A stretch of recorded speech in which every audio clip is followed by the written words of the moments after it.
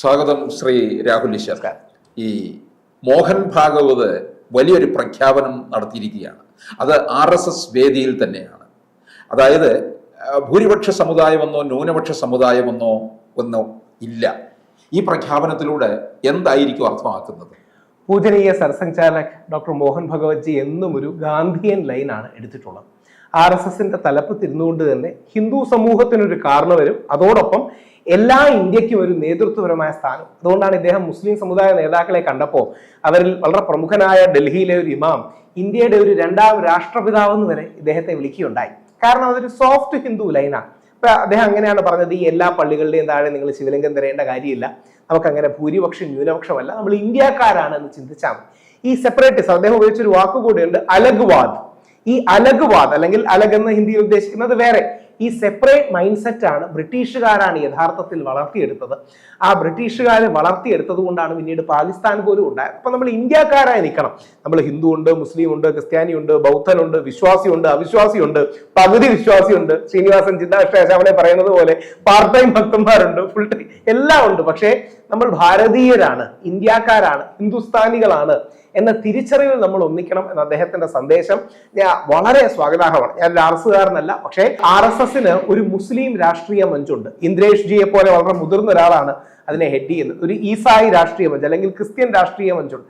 ഈ രീതിയിൽ ഇങ്ങനെയാണ് ഒരു ഹിന്ദു പ്രവർത്തിക്കേണ്ടത്. അദ്ദേഹം ആ പ്രസ്താവനയിൽ തന്നെ, അതൊരു വിശ്വഗുരു ഭാരത് എന്ന സീരീസാണ്, പ്രസംഗ പരമ്പരയാണ്, അതിൽ തന്നെ അദ്ദേഹം പറയുന്നുണ്ട് ഏറ്റവും നല്ല ക്രിസ്മസ് സെലിബ്രേഷൻസിലും ഇന്ത്യയിൽ നടക്കുന്നത് വിവേകാനന്ദ സ്വാമിയുടെ ശ്രീരാമകൃഷ്ണ ആശ്രമത്തിലാണ്, അല്ലെങ്കിൽ ബേലൂർ മഠത്തിലാണ്. ഞാനത് കണ്ടിട്ടുണ്ട്. അതായത് ഉണ്ണി യേശുവിന്റെയും അമ്മ മേരിയുടെയും ചിത്രങ്ങൾക്ക് ചുറ്റും ഹിന്ദു സന്യാസിമാർ, കാവ്യ ഉടുത്ത ഹിന്ദു സന്യാസിമാർ ആരതി ഒഴിയുന്നതാണ്. നമ്മൾ ഹിന്ദുക്കളായതുകൊണ്ടാണ് അത് ചെയ്യാൻ കഴിയുന്നത്. അതാണ് യഥാർത്ഥത്തിൽ മഹാത്മാഗാന്ധിയും വിവേകാനന്ദ സ്വാമിയും ഒക്കെ ഉയർത്തിപ്പിടിച്ചൊരു ബഹുസ്വരതാവാദം. വിവേകാനന്ദ സ്വാമിയാണ് നമ്മുടെ ഏകം സത് വിപ്രാ ബഹുദാ വദന്തി, സത്യം ഒന്നാണ് പക്ഷെ പണ്ഡിതന്മാർ വ്യത്യസ്ത രീതികളിൽ അതിനെ വ്യാഖ്യാനിച്ചു എന്ന് പറയുന്ന ആശയം ലോകത്തിൽ മുമ്പോട്ട് കൊണ്ടുവരും. അതുകൊണ്ട് ഇന്ന് സ്വാമി വിവേകാനന്ദൻ മഹാത്മാഗാന്ധി എടുത്ത ആ ദർശനത്തിന്റെ പാതയിലൂടെയാണ് മോഹൻ ഭഗവത്ജി അടക്കം നമ്മളെ നയിക്കാൻ ശ്രമിക്കുന്നത്. വളരെ സ്വാഗതാർഹമായ ഒരു കാര്യമാണ്. അപ്പൊ എനിക്കത് ഒരു സംശയം വരുന്നത്, ഇപ്പോൾ തന്നെ അണികളിൽ തീവ്ര ഹിന്ദുത്വ നിലപാടെടുത്തിരിക്കുന്നവർക്ക് ഇതൊരു വലിയ യഥാർത്ഥത്തിൽ എന്നെ പോലുള്ള മധ്യപാത ആഗ്രഹിക്കുന്നവർക്ക്, സെൻട്രിസ്റ്റുകൾക്ക്, മോഡറേറ്റുകൾക്ക് ഞങ്ങളുടെ കൈകൾക്ക് ശക്തി പകരുക. ഇപ്പൊ ഒരു ഉദാഹരണം തന്നെ പറയാം. ഞാൻ ഈ അർത്ഥം എന്ന് പറഞ്ഞൊരു പ്രോഗ്രാം ഉണ്ട്. ഹിന്ദു സമൂഹത്തിലുള്ളവരാണ്, RSSും എല്ലാവരും ഉള്ള ഡൽഹിയിൽ നടക്കുന്ന പരിപാടിയാണ്. ഞാൻ പണ്ട് അവിടെ ഈ വിവേകാനന്ദ സ്വാമിയുടെ ആശ്രമത്തിലെ ക്രിസ്മസ് സെലിബ്രേഷനെ കുറിച്ച് പറഞ്ഞു. ഓർക്കുക, അത് ക്രിസ്ത്യാനികളുടെ വോട്ടിന് വേണ്ടിയല്ല, 100 വർഷം നടക്കുന്ന സാധനമാണ്. അതായത് കേരളത്തിലെ ക്രിസ്ത്യാനികളുടെ ഏതെങ്കിലും ക്രിസ്ത്യൻ വോട്ടിന് വേണ്ടിയിട്ടല്ല. ഇത് വിവേകാനന്ദന്റെ ജെനുവിൻ കൺവിക്ഷനാണ്. അതായത് യേശു ക്രിസ്തുവിനെ ദൈവീകമായി കാണുന്നതും പ്രവാചകനെ ദൈവീകമായി കാണുന്നതും ബുദ്ധ ഭഗവാനെ ദൈവീകമായി കാണുന്നതും ഇത് നമ്മുടെ ആർഷഭാരത സംസ്കാരമാണ്. ഇതാണ് യഥാർത്ഥത്തിൽ ആ ഹൈന്ദവ പൈതൃകം. അതായത് ദൈവീകതയെ എല്ലാത്തിലും ദർശിക്കുക. ഇന്ന് നമ്മൾ ലോകത്തിൽ പറയുന്ന ആശയം, അതായത് വ്യത്യസ്ത മതങ്ങളിലൂടെ ദൈവത്തിലെത്താം, ഇന്ന് എല്ലാവരും അക്സെപ്റ്റ് ചെയ്യുന്ന പ്രമേസ് ആണല്ലോ. സാക്ഷാൽ പരിശുദ്ധ വത്തിക്കാൻ വരെ അക്സെപ്റ്റ് ചെയ്യുന്നുണ്ട്, പോപ്പ് വരെ അക്സെപ്റ്റ് ചെയ്യുന്നുണ്ട്. നമ്മുടെ ശ്രീനാരായണ ഗുരുദേവനെയൊക്കെ അദ്ദേഹം വളരെ ബഹുമാനിച്ച് നമ്മൾ കാണുകയുണ്ടായി. ഈ ആശയം ആരുടെയാണ്? ഇതൊരു ഹിന്ദു ഐഡിയയാണ്. ഇത് ഹിന്ദു കമ്മ്യൂണിറ്റി ലോകത്തിന് നൽകിയ ഒരു ആശയമാണ്. അതായത് പലപ്പോഴും പല മതങ്ങളിലെ കടുപ്പമേറിയവർ ഞങ്ങളുടെ മതം മാത്രമാണ് ദൈവത്തിലേക്ക് ഒരു ക്യൂ എന്ന് പറയുകയും ബാക്കി മതങ്ങളെല്ലാം പിശാചിന്റെയാണ്, മോശമെന്ന് പറയുന്ന ഒരു കാലഘട്ടം ഉണ്ടായിരുന്നു.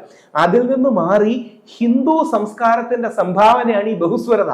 ഹിന്ദു കമ്മ്യൂണിറ്റിയുടെ, നമ്മുടെ ധർമ്മത്തിന്റെ ലോകത്തിന് കൊടുത്ത സംഭാവനയാണ് ഈ മതസൗഹാർദ്ദവും ബഹുസ്വരതയും. ഇത് ബാക്കി ഒരു കമ്മ്യൂണിറ്റിക്ക് അവകാശപ്പെടാൻ കഴിയില്ല. അപ്പൊ ഈ തീവ്ര ഹിന്ദുത്വവാദികൾ ആ നിലപാട് ദോഷം ചെയ്യും.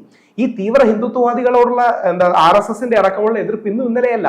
സാക്ഷാൽ ഗുരുജി ഗോൾവൽക്കർ, പൂജനീയ സർസംഘചാലക് ഗുരുജി ഗോൾവൽക്കർ ഗാന്ധിയെ എതിർത്ത് സംസാരിച്ചതിന് RSSന്റെ വേദിയിൽ നിന്ന് 3-4 പേരെ ഇറക്കി വിട്ടിട്ടുണ്ട്. എന്നിട്ട് ഗുരുജി ഗോൾവൽക്കർ പറയുന്നുണ്ട്, മഹാത്മാഗാന്ധിയുടെ അഭിപ്രായ വ്യത്യാസമുണ്ട്. മഹാത്മാഗാന്ധിയുടെ അഭിപ്രായ വ്യത്യാസം ഇല്ലാന്നല്ല, മഹാത്മാഗാന്ധിയുടെ അഭിപ്രായ വ്യത്യാസമുണ്ട്. പക്ഷേ ഗാന്ധിജി എന്ന് പറയുന്ന ഇന്ത്യ ആദരിക്കുന്ന നമ്മുടെ രാഷ്ട്രപിതാവിനെ ബഹുമാനിക്കും. അതുകൊണ്ടാണ് RSSന്റെ ഏകാത്മകതാ സൂത്രമുണ്ട്. RSSകാർ അല്ലെങ്കിൽ സ്വയം സേവകർ ശാഖകളിൽ പാടുന്ന, അതായത് ഒരു പ്രാർത്ഥന പോലെയുള്ള കാര്യമാണ്. അതിൽ മഹാത്മാഗാന്ധിയുടെ പേരുണ്ട്. അപ്പൊ മഹാത്മാഗാന്ധിയോട് ആശയപരമായി വിയോജിച്ചതുകൊണ്ട് തന്നെ അദ്ദേഹത്തെ ബഹുമാനിക്കാനുള്ള സ്പേസ് ആണ് RSS. അപ്പോൾ ആ രീതിയിൽ ഈ തീവ്ര ഹിന്ദുത്വവാദത്തിന്റെ നിലപാട് കാണുന്ന എല്ലാ പള്ളിയുടെയും താഴെ പോയി ശിവലിംഗം തരേണ്ട ആവശ്യമില്ല. ചരിത്രത്തിൽ പല അമ്പലങ്ങളും ആക്രമിക്കപ്പെട്ടിട്ടുണ്ട്, തകർക്കപ്പെട്ടിട്ടുണ്ട്, എല്ലാം സത്യമാണ്.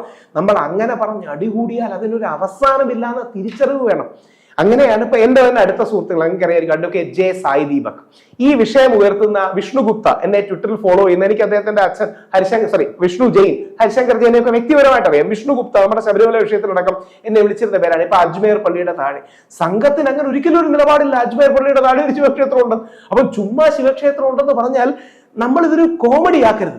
ഇത് സീരിയസ് ആയി എടുക്കേണ്ട ഒരു കാര്യമാണ്. ഒരു അമ്പലത്തെ റിവൈവ് ചെയ്യുന്നു എന്ന് പറഞ്ഞാൽ അത്ര പരിശുദ്ധിയും പവിത്രതയും ഉള്ളൊരു കാര്യമാണ്. അപ്പൊ കുറച്ചുകൂടെ സീരിയസ് ആയി ഇക്കാര്യങ്ങൾ എടുക്കണം. ആ സെൻസ് ഓഫ് മോഡറേഷൻ സർസംഘചാലകന് കൊണ്ടുവരാൻ കഴിഞ്ഞു. ഒരു വരി കൂടെ ശ്രദ്ധിക്കണം, അജ്മേർ ദർഗ ഇന്ത്യയിലെ ഏറ്റവും മഹത്തരമായ സൂഫി പാരമ്പര്യമാണ്. മഹാത്മാഗാന്ധി മറ്റൊരു ദർഗയെ കുറിച്ച് പറയുന്നത് തന്നെ അജ്മേർ ദർഗ കഴിഞ്ഞാൽ ഏറ്റവും പവിത്രമായ സ്ഥലമെന്നാണ്. ഖ്വാജ മൊയിനുദ്ദീൻ ചിഷ്ടിയുടെ ഒക്കെ സ്ഥലമാണ്. അവിടെ സാക്ഷാൽ LK അദ്വാനിജി പോയി പ്രാർത്ഥിക്കുന്നുണ്ട്. പോട്ടെ, മുരളി മനോഹർ ജോഷി പോലെ ഐഡിയോളജിക്കലി കുറെ കൂടെ വലതിലേക്ക് നിൽക്കുന്ന ഒരു വ്യക്തി സന്തോഷത്തോടെ പ്രാർത്ഥിക്കുന്നുണ്ട്. സാക്ഷാൽ മോദിജി അവിടുത്തെ ഒരു പട്ട് കൊടുത്തയക്കുന്നതാണ് അവിടുത്തെ ഒരു ചടങ്ങ്, ചാദർ എന്നൊക്കെ പറയുന്നത്. സാക്ഷാൽ മോദിജി കൊടുത്തയക്കുന്നുണ്ട്. അപ്പൊ മോദിജി അപമാനിക്കുന്നതിന് തുല്യമല്ലേ അജ്മേർ ഇല്ലെന്ന് പറയുന്നത്? അല്ലെങ്കിൽ LK അദ്വാനിജി അപമാനിക്കുന്നതിന് തുല്യമല്ലേ?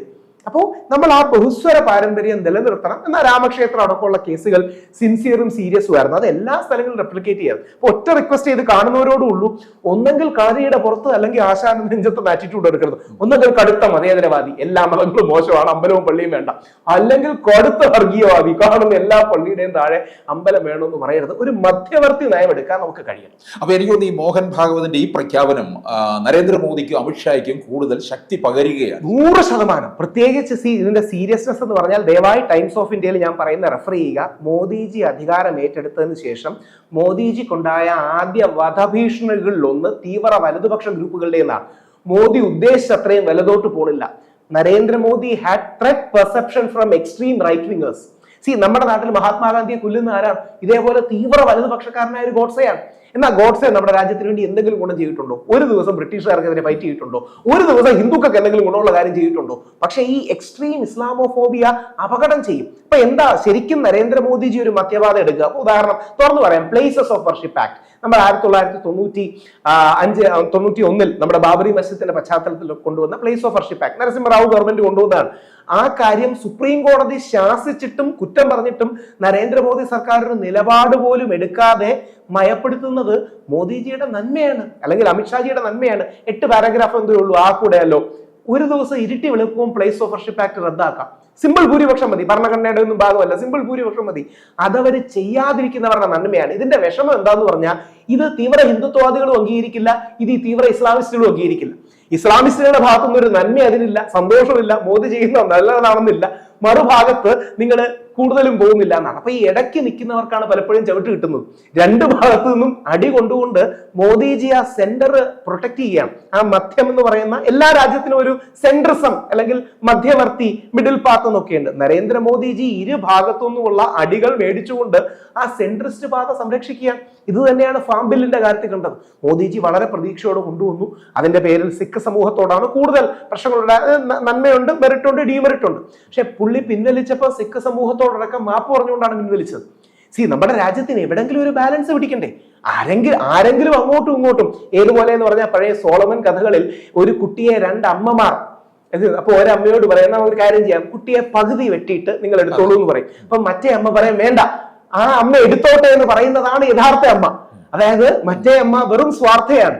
തന്റെ മോന്റെ ജീവൻ അല്ലെങ്കിൽ മകളുടെ ജീവൻ രക്ഷിച്ചാൽ മതി, മറ്റേ അമ്മയ്ക്ക് കിട്ടിയാലും കുഴപ്പമില്ലാത്ത കരുതുന്ന ഒരാളാണ് മാതാവ്. അതേപോലെ തന്റെ രാഷ്ട്രീയ നിലപാട് ജയിക്കണമെന്നല്ല, രാജ്യം ആത്യന്തികമായി ജയിക്കണമെന്ന് കരുതുന്ന ആ ആറ്റിറ്റ്യൂഡ് മോദിജിക്ക് ഉള്ളതുകൊണ്ടാണ് പ്ലേസസ് ഓഫ് വർഷിപ്പ് ആക്ട് മാറ്റാത്തത്. അപ്പൊ ഇതിനെ കൂടുതൽ അപ്രീഷിയേറ്റ് ചെയ്യാൻ ഈ തീവ്ര ഹിന്ദുത്വവാദികളും പഠിക്കണം, മുസ്ലിങ്ങളും പഠിക്കണം. പലപ്പോഴും മുസ്ലിം സമൂഹത്തിന് അതിന്റെ ഭാഗമായിട്ട് ഒരു ബഹുമാനം കൊടുക്കുന്നില്ല.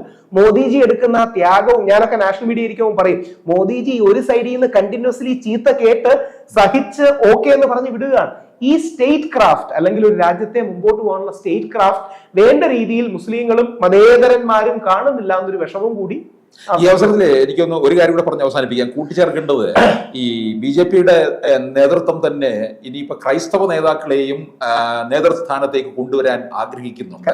അതോടൊപ്പം ജോർജ് കുര്യന്റെ വസതിയിൽ മോദിജി എത്തി ക്രിസ്മസ് പരിപാടിയിൽ പങ്കുചേർന്നു ഒക്കെ ഇതിനോടൊപ്പം വലിയ കാര്യമാണ്. ഒറ്റ വരിയെ പറയാം, ഹിന്ദു ക്രിസ്ത്യൻ ഐക്യം വേണം, പക്ഷെ മുസ്ലിം വിരുദ്ധതയിലാവരുത് അതിന്റെ കേന്ദ്രബിന്ദു.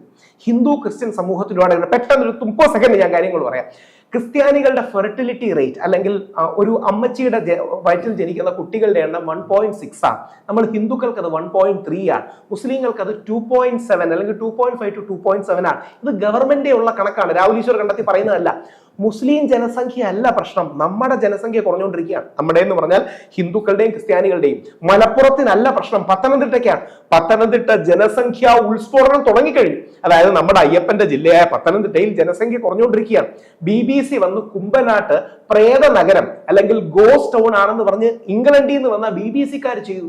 നമ്മുടെ ജനസംഖ്യ ക്രമാതീതമായി കുറയുകയാണ്. മുസ്ലിങ്ങളുടെ ജനസംഖ്യ ക്രമാതീതമായി കൂടുകയല്ല, നമ്മുടെ ജനസംഖ്യ ക്രമാതീതമായി കുറയുകയാണെന്ന് തിരിച്ചറിവ് വേണം. ഞാൻ ഓർത്തഡോക്സ് പരിപാടി, ഞാനായിരുന്നു ഗസ്റ്റ്, ഞാൻ മുസ്ലിം വേദിയിൽ പോകുമ്പോൾ ഇത് പറയാറുണ്ട്. പ്രശ്നം എന്ന് പറഞ്ഞാൽ അവരല്ല, നമ്മുടെയാണ്. ബൈബിളിൽ ഒരു വചനമുണ്ട്, നിന്റെ കണ്ണിൽ കോല് കിടക്കുമ്പോൾ മറ്റുള്ളവരുടെ കണ്ണിൽ കരട് തരേണ്ട. അപ്പൊ നമ്മുടെ കണ്ണിലെ കോല് നമ്മൾ എടുക്കണം. പെട്ടെന്ന് ഒരു 10 സെക്കൻഡ് പറഞ്ഞാൽ ഹിന്ദുക്കളുടെ യഥാർത്ഥ പ്രശ്നം നമ്മളുടെ ഫെർട്ടിലിറ്റി റേറ്റ് വളരെ കുറവാണ്. 1.2 to 1.3 ആണ്. വിശിഷ്യ അതിൽ നായന്മാരുടെയും നമ്പൂതിരികളുടെയും കുറച്ചുകൂടെ കുറവാണ്. അതിന് കൃത്യമായ കണക്കില്ല, സാമ്പിൾ പക്ഷേ 1.1 to 1.2 ആണ്. 2, കേരളത്തിൽ ഏറ്റവും കൂടുതൽ ആത്മഹത്യകൾ നടക്കുന്ന ഹിന്ദുക്കളിലാണ്, കുടുംബഛിദ്രങ്ങൾ നടക്കുന്ന ഹിന്ദുക്കളിലാണ്, പ്രായമായവരെ ശ്രദ്ധിക്കാത്ത ഹിന്ദുക്കളിലാണ്. സാർ എപ്പോഴെങ്കിലും പള്ളി തെള്ളുക എന്ന് കേട്ടിട്ടുണ്ടോ? ഏതെങ്കിലും മുസ്ലിം അച്ഛനും അമ്മയെ ഏതെങ്കിലും അനാഥാലയത്തിൽ പോയാൽ 99% കാണില്ല, മുസ്ലിങ്ങളെ കാണാൻ കഴിയില്ല. എന്തുകൊണ്ടാണ്? നമ്മുടെ കുടുംബ സംവിധാനമാണ് തകരുന്നത്. ക്രിസ്ത്യാനികളും കുറവായിരിക്കും, ഉണ്ട്, പക്ഷെ ക്രിസ്ത്യാനികളും കുറവായിരിക്കും. നട തെള്ളുക എന്ന പരിപാടി ആരാ? നമ്മുടെ ഇടയിലേ ഉള്ളൂ. കാര്യം അച്ഛനെയും അമ്മയും മുത്തശ്ശിയും മുത്തശ്ശിനെയും നോക്കാൻ കഴിയാതിട്ട് നടയെ കൊണ്ട് തള്ളുന്നത് ആരാണ്? നമ്മളാണ്. അപ്പൊ നമ്മുടെ ഇടയിലുള്ള പ്രശ്നങ്ങൾ, ആത്മഹത്യ, മദ്യപാനം, മയക്കുമരുന്ന്, കുടുംബഛിദ്രം, വിഷാദ രോഗം അടക്കമുള്ള ഒരുപാട് പ്രശ്നങ്ങൾ ഹിന്ദുക്കളിൽ ക്രമാതീതമായി കൂടുതലാണ്. ഇത് അഡ്രസ് ചെയ്യണം. ഇത് അഡ്രസ് ചെയ്യാൻ വേണ്ടി കൂടിയാകണം അമ്പലങ്ങൾ. മുസ്ലിം വിരോധത്തിന്റെ പേരിലല്ല, ഇസ്ലാമോഫോബിയയിൽ ഊന്നി നിന്നുകൊണ്ടല്ല. ഹിന്ദു ക്രിസ്ത്യൻ ഐക്യം നാച്ചുറലാണ്.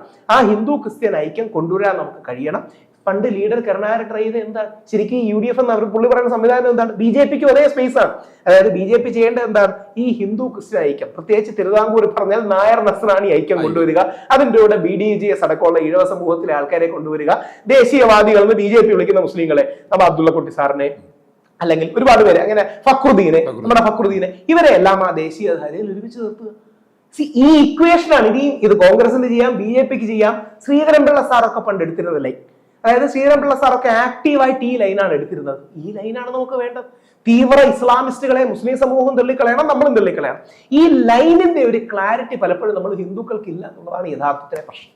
കൂടുതൽ വാർത്തകളും വിശേഷങ്ങളും നിങ്ങളിലേക്ക് എത്താൻ ABC മലയാളം സബ്സ്ക്രൈബ് ചെയ്യുക, ബെൽ ബട്ടണും അമർത്തുക.